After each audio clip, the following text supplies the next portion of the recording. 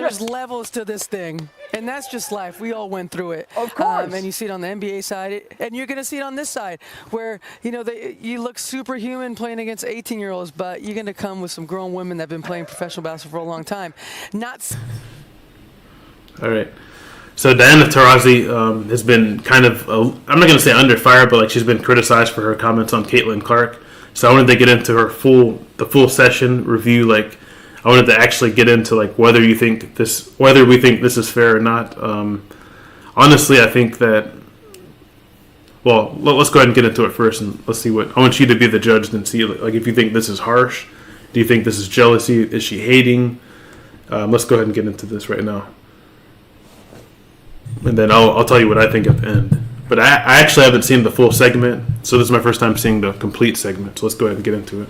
Loyalty of your sport tonight to talk about this game and look, I get there's objectivity, but given the uniform you all wore, and I'm going to start the same place I just started with Andrea. I don't know how you make that call with 3.9 on a 1-point game. I'm just curious your thoughts on that. This isn't Charmin. No wonder I don't feel as clean. Hurry up, Dad. You've been in there forever. I believe I said it in different worlds. That's a terrible call. And, we always talk about let the players decide the game, especially a benign call like that, where you really didn't even affect the player. I mean, they still got over the screen.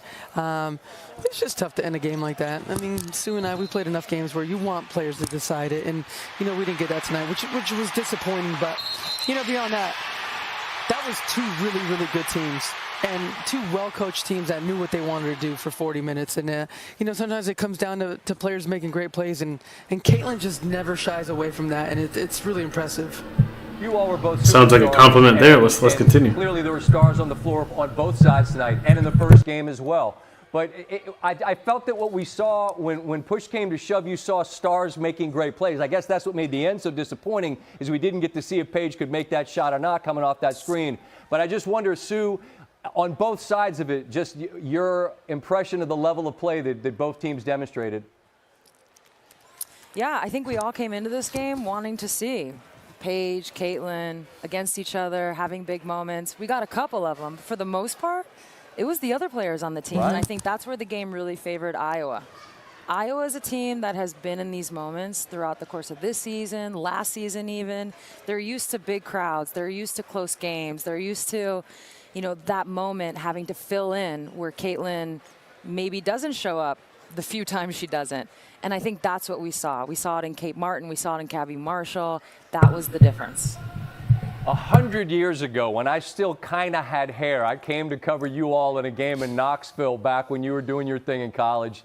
And you all are royalty in the sport. I just wonder, Sue and Diana, how you all have consumed the consumption of women's college basketball this year. It feels like it's just been, I just keep using the word joyride, and it's not just one school. Taurasi is a legend, for sure. It feels like everybody's in on this party, and as people that have had such a both of significant them are role in legends. it becoming what it is, I just wonder how you all have consumed it. I mean, it's amazing to be a part of it. Now on the other side of it, and we went through it with Final Fours and winning championships, but to see women's basketball on this stage and the popularity and just the eyeballs on it, it's truly, I think, the next level of what we're trying to get to in women's sports, and we talk about it a lot. Can this carry over to when they're pros, when they're at the peak of their game, playing against the best competition in the world? But the storylines are amazing. The superstars have just been out of this world, showing up at every moment over and over, and it's been truly remarkable to see. No, I was going to say, for me, the word that comes to mind is validating. Okay, so nothing bad so far, right? We've seen it. We've seen these. Nothing bad games. so far. We've seen the superstars. That's fair. And now, in a lot of ways, people have caught on, and it just feels really validating. I think about it from you just mentioned, Diana, like in the league, because there's some stars going to the WNBA. I know on the NBA side, like those guys, those vets are just like, all right, come get it, young fella, right? When the college guys come out, they're waiting for them. I mean, Camilla's coming, Caitlin's coming. There's more than just that are coming. What will the league have in store for them when they get there? Look, SVP, reality is coming. Okay. There's levels to this thing, And that's just life. We all went through it. Of course. And you see it on the NBA side, and you're going to see it on this side, where you look superhuman playing against 18-year-olds, but you're going to come with some grown women that have been playing professional basketball for a long time. Not saying that it's not going to translate, because when you're great at what you do, you're just going to get better.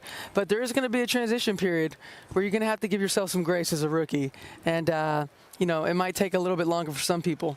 Right on. That's perfectly said. But that's the honesty. We got to eat. You're not trying to take food off my table.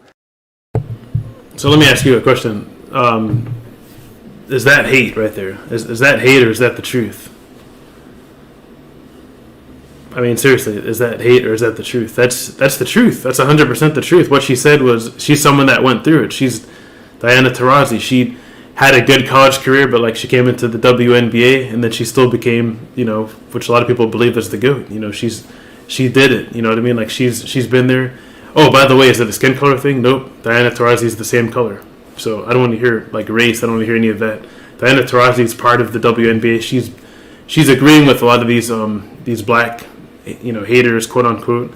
And there's a reason for that, and she's 100% right. I've seen it so many times. If you look at guys that, let's just say the best college athletes that you've ever seen. I'm going to keep it in America. So you have Christian Laettner, one of the greatest college basketball players ever. What happened when he got to the NBA? Like he just kind of phased out. Like he wasn't really that good. Like for whatever reason, the NBA was different. He couldn't handle the grind of the NBA. I don't know what it was, but he didn't work out. He had like a okay career, but like it just really didn't work out. So you have Tim Tebow in football. Greatest college quarterback of all time. Didn't really work out in the pros. Like he only played so many years, and I was a big Tebow fan. Didn't work out. You have guys like Matt Leinart, one of the greatest college quarterbacks ever. Didn't work out. Vince Young, one of the greatest college quarterbacks ever. Didn't work out. Johnny Manziel, one of the greatest college quarterbacks ever. Didn't work out. You see what I mean? Like there's so many. Like Reggie Bush, one of the greatest running backs ever in college. And he didn't have a bad career. It was okay, but, it wasn't great. You know what I mean? So there's a lot of guys, a lot of great players that had great college careers. They were incredible in college, and then they get to the pros, and it didn't work out. And that's all she's saying right here. I mean, maybe not in those words exactly, but people are great in college. Like there's some really great players, and so for some reason it doesn't always translate. And she even said it. Diana Taurasi even said it. It may not. I'm not saying it's not going to translate. I think deep down, Diana Taurasi, she believes in Caitlin Clark, but she's more of like a realist. Like she's like, let's not jump to conclusions. Let's see what she does in the pros first, and then we'll make a judgment. So calm down, guys. Like she's not hating on Caitlin Clark. It has nothing to do with that. She's just being real. She's being, that's how she's always been. So is it fair to say that Caitlin Clark? I mean, let's just see what happens. She's going to get drafted number 1 overall to the Indiana Fever, and then let's see what happens. Let's give it time. But to say that Diana Taurasi is hating, this is someone that has been through it. She's been a college athlete, and then she went to the WNBA, and she saw how hard it was, like the transition. People are coming after her because Diana Taurasi was sought after. People were giving her praise and her credit and her flowers and all that stuff before she even got to the pros, and then she got to the pros, and then you know what I mean. She had to work her way back up, from the beginning. So I'd love to get you guys' thoughts, what you think about Caitlin, this whole situation. Is Diana Taurasi hating? Is she just being real? I think she's just being real. And I'm a Caitlin Clark fan. I love watching her. She's the reason why I've started watching college basketball is because of her. I don't even watch men's college basketball. So if that tells you anything. And like I said, is there a skin color thing? Diana Taurasi is obviously not black. I mean, you could see it. None of these girls are black, so... Anyway, I'd love to get your thoughts, and I'll catch you in the next video. Peace.